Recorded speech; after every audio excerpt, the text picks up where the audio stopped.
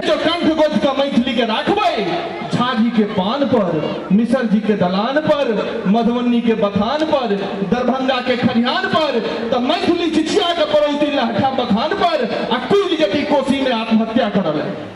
ते मैथिली के जा दियो मौलवी साहबक टोपी सिंह जी के दलान पर, सीतामढ़ी के ओसरा किशनगंजक दलान पर, सुपौलक डेहरी आ बेगूसराय के मचान पर भाषा के पाइन जहिया जैन में धरेते तो मैथिली के झंडा ब्रह्मांड में फहरेते, मैथिली के झंडा ब्रह्मांड में धरेते।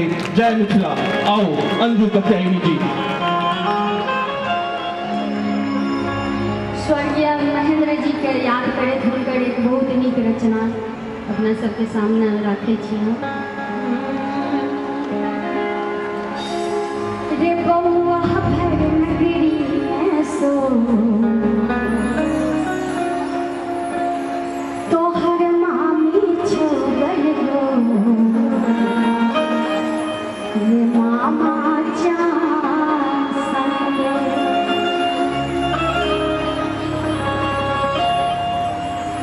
रे बउआ